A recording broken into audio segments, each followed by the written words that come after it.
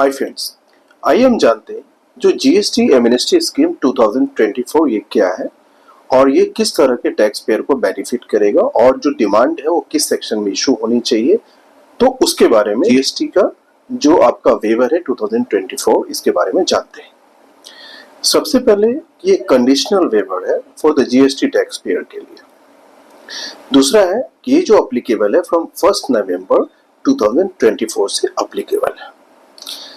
इसमें वो GST tax payer include है या उसके लिए बेनिफिट करता है जो जीएसटी टैक्स पेयर का जो नोटिस इशू हुआ हो, डिमांड इशू हुआ हो और वो सेक्शन 73 के अंदर हुआ ऑफ सीजीएसटी एक्ट। अगर उसका डिमांड जो है फ्रॉडुलेंट एक्ट से हुआ है तो वो अप्लीकेबल इसमें नहीं है। सो सेक्शन 73 के तहत नॉन फ्रॉड इंटेंशन के साथ जो डिमांड है उसका इस पर अप्लीकेबल है। और ये सिर्फ टैक्स डिमांड पे अप्लीकेबल नहीं है, ये सिर्फ इंटरेस्ट एंड पेनाल्टीज इस पे लागू है। जो इसमें मोस्ट इम्पॉर्टेंट जो थिंग है इसको हमें समझने की जरूरत होती है कि टैक्स का अमाउंट आपको पे करना है, बट जो इंटरेस्ट एंड जो पेनाल्टीज है उसका वेव हो सकता है।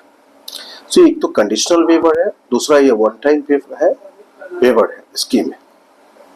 जो टैक्स अमाउंट है वो मार्च 2025 तक पे ऑफ होनी चाहिए और जो फॉर्म्स है वो SPL GST SPL 01 and GST SPL 02 ये फाइल होनी चाहिए बाय 30 जून 2025 तक होनी चाहिए।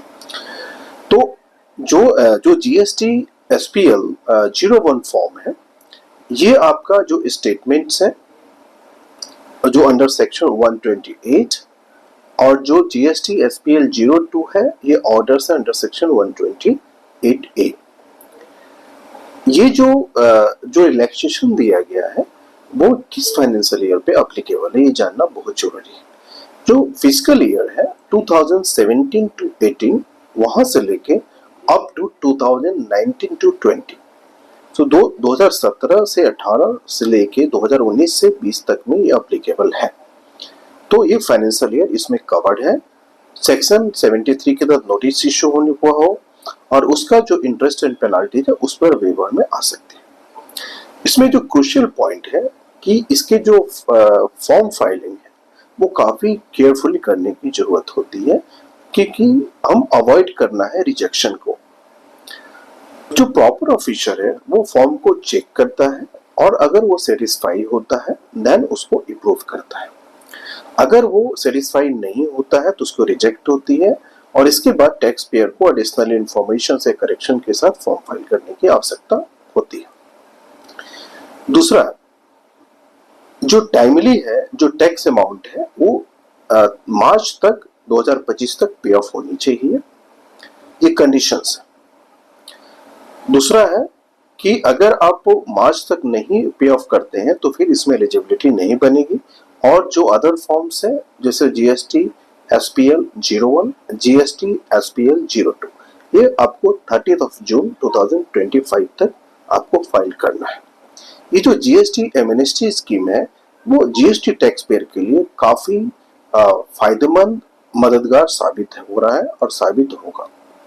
जो इंटरेस्ट है और पेनाल्टीज है उसको वेव ऑफ होने के लिए, अगर वेव ऑफ नहीं होता तो जीएसटी टैक्स पेयर को इंटरेस्ट प्लस पेनाल्टीज वो दोनों पे करना पड़ता जीएसटी डिपार्टमेंट को। तो इससे एक रिलैक्सेशन मिला है।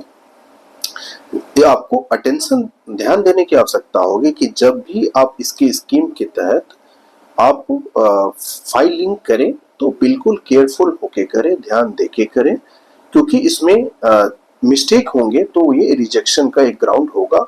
तो just to avoid the chances of rejection, you must be very careful while filing the schemes available under the various forms, चाहे वो पेमेंट से रिलेटेड हो चाहे वो आपका अदर फॉर्म्स है जो स्टेचुटरी रिक्वायर्ड है फॉर्म फाइल करने का।